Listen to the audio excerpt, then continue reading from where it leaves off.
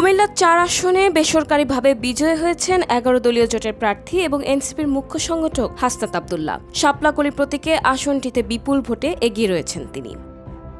বৃহস্পতিবার ১২ ফেব্রুয়ারি সন্ধ্যায় স্থানীয়ভাবে প্রাপ্ত তথ্যে বিষয়টি জানা গেছে। স্থানীয় সূত্র জানায়, কুমিল্লা ৪ দেবিদ্বার সংসদীয় আসনে মোট ১১৬টি ভোট কেন্দ্র রয়েছে। সবগুলো কেন্দ্রে হাসনাত আব্দুল্লাহর শাপলাকলি প্রতীক এগিয়ে রয়েছে। এসব ভোট কেন্দ্রে হাসনাত ১,৭২,০০০ ভোটে এগিয়ে রয়েছেন। এদিকে তার নিকটতম প্রতিদ্বন্দ্বী গণ অধিকার পরিষদের ট্রাক প্রতীকের প্রার্থী জসিম উদ্দিন ২৬,০০০ ভোট পেয়েছেন। এনসিপির দেবিদ্বার উপজেলা সমন্বয়কারী জাহাঙ্গীর আলম বলেন, শাপলাকলি প্রতীকের ভূমিধস বিজয় হয়েছে। আমাদের প্রার্থী ১,৭২,০০০ ভোটে এগিয়ে আছে। এদিন সকাল ৭:৩০ থেকে ৪২,৭৭৯টি কেন্দ্রে একযোগে ত্রয়োদশ জাতীয় সংসদ নির্বাচনের ভোট গ্রহণ শুরু হয়েছে, যা ছিল বিকাল ৪:৩০ পর্যন্ত। সংসদ নির্বাচনের পাশাপাশি এদিন দেশজুড়ে গণভোটও অনুষ্ঠিত হয়েছে।